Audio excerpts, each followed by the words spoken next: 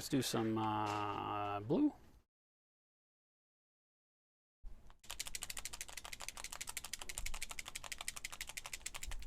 I think that is already, right?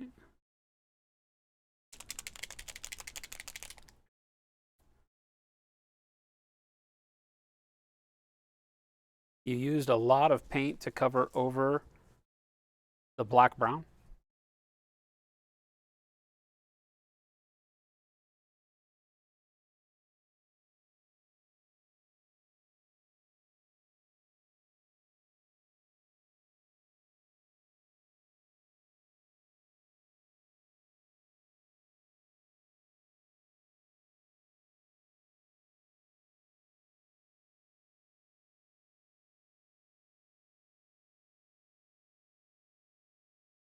God, painting over gloss is so hard.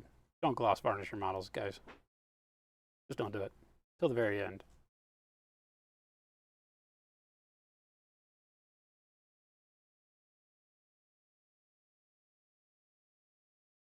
Gotta rotate the model 6 ways from Sunday just to get rid of the glare so I can see where the paint's hitting. Like, did I cover the area? I don't know.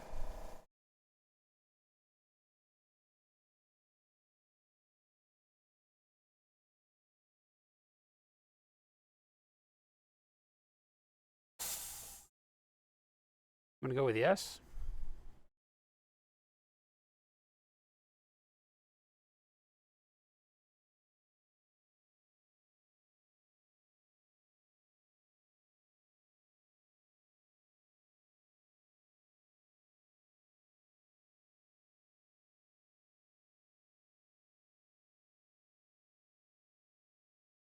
Doing all this work, we could have just bought die-cast cars. So for those of you starting Marvel Crisis Protocol, I suggest buying die-cast cars. Probably get some scale die-cast cars that you don't have to paint.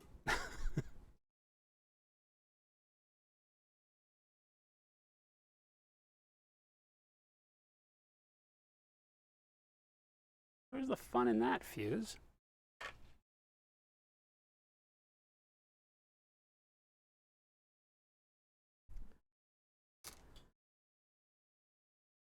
Your 1/16 scale NASCAR models, what are 1/16? They're still pretty big though, right? I feel like 1/16 is pretty big.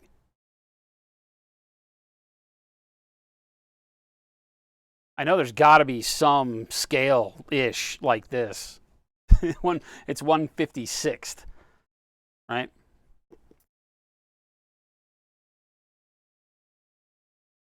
No, it's 148 would be a little oversized, probably. These guys are 35 millimeter, I think, the models themselves.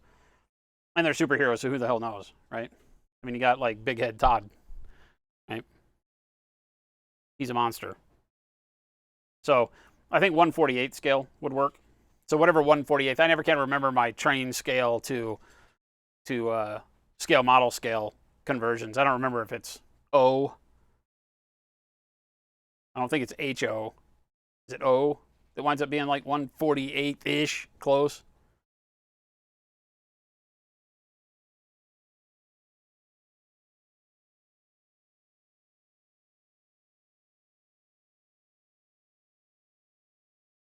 Toddler-sized toy cars. All right, let's. I think I'm gonna use Faded Ultramarine next. Why not? I do what I want.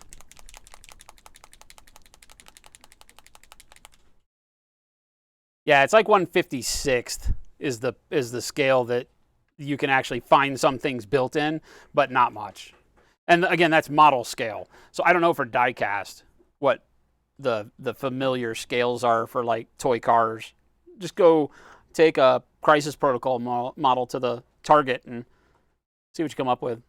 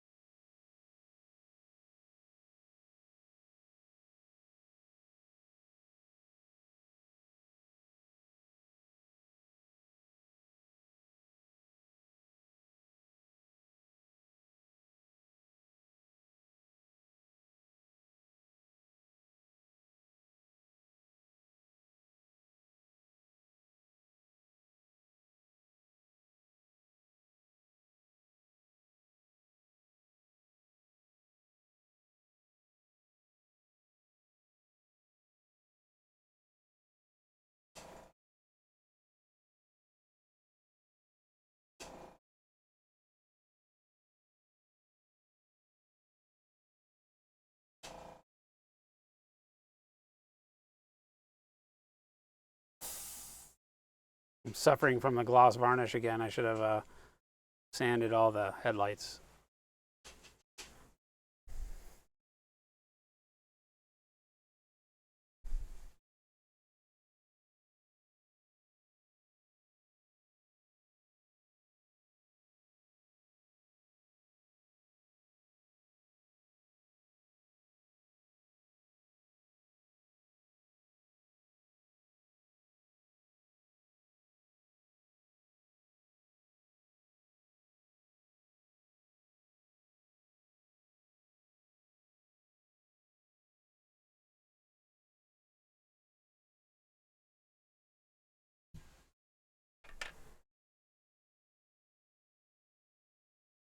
O is what I thought, yeah. You might be able to find like some O scale cars that would work. The trains work really well for a lot of stuff at wargame scale. Like get O scale track, and you can make train tracks for all your stuff from. It's a little bit big for bolt action because bolt action is technically like 25 millimeter ish. It doesn't work as well for like the World War II games out there at that scale. It's a little bit big. But it works great for 40K and Crisis Protocol. Crisis Protocol is even, well, Crisis Protocol and 40K are probably close to the same scale for all the scale creep in Games Workshop's world.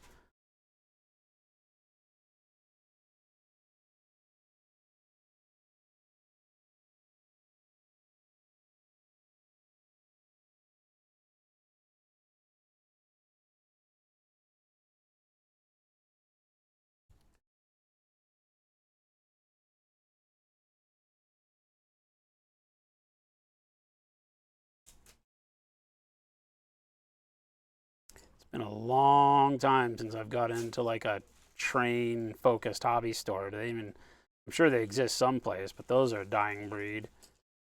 As a kid, they were always, that's what a hobby store was. So you'd go into the hobby store and they had all the train and of course scale model stuff too.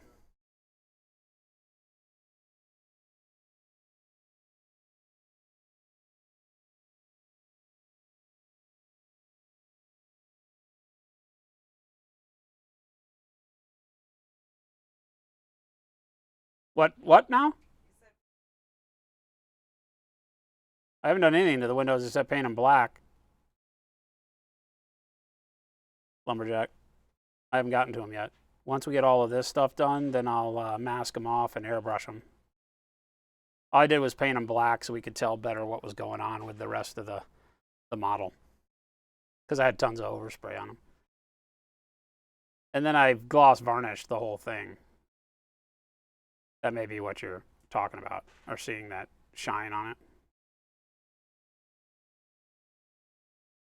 I just put a gloss varnish on the car.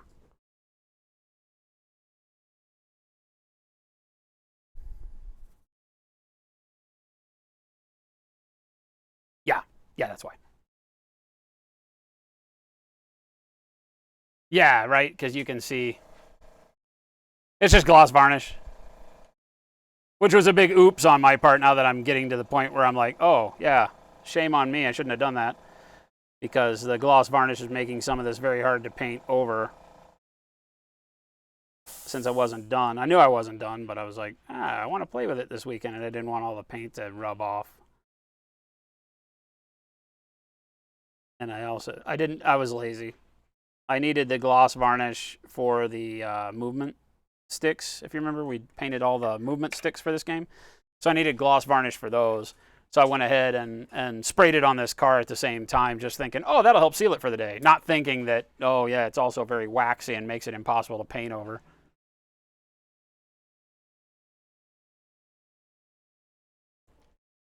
Yeah, I don't have to paint the windows. I just, you know me, I don't ever leave anything one color, so I got to do stuff on there. So I'll mask them off and we'll airbrush them. And then after I airbrush them, maybe then I'll hit it again with a gloss. I don't know. It starts being weird right at that point. It just was a bad decision on my part to gloss varnish is what it was. No denying it. Do we just move to transparent white now, or do we do like gray blue? How much craziness am I trying to do here?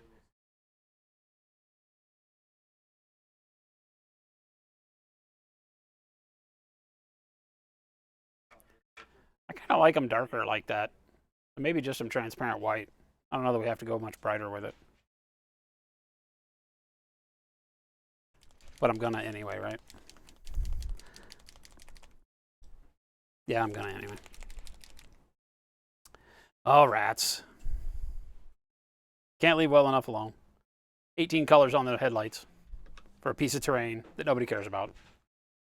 These are the days of our lives.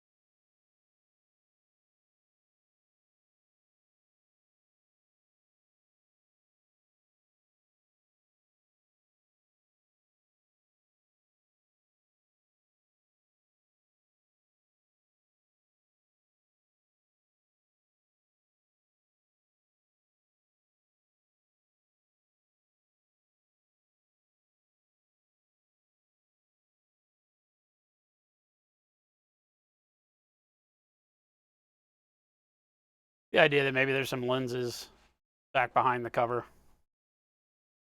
Have a little fun with it.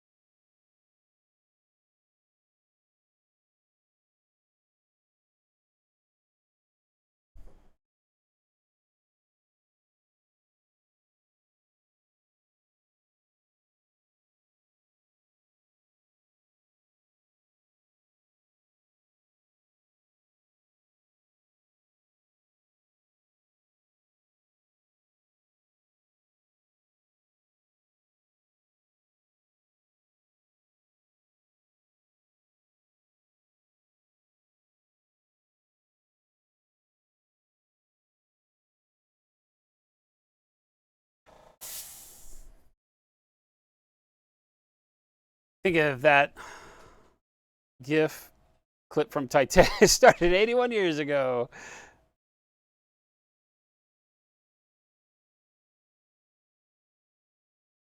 It's time to buy a Camaro kit. Bitching Camaro at Proxima all the time. Whatever, dude. Don't be mad.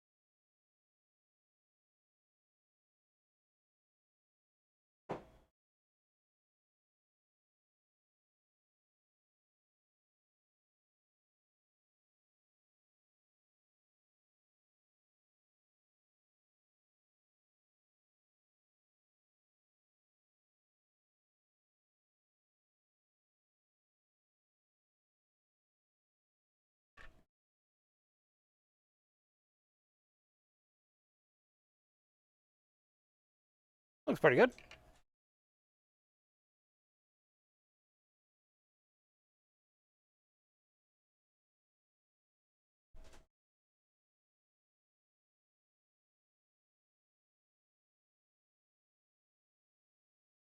This is just gray blue, by the way, if you're wondering.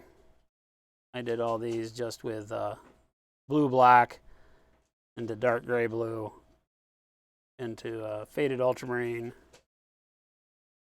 and now finally gray blue. Just to give us the feel of that clear lens. Could have done it in just grays, but because the car is so green, I wanted to give it a little punch of blue. Very minimal, so not trying to change the world here.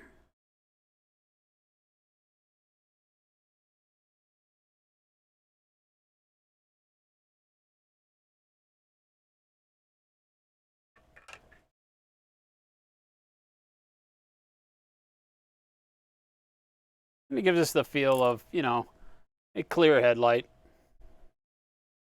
Just real fast.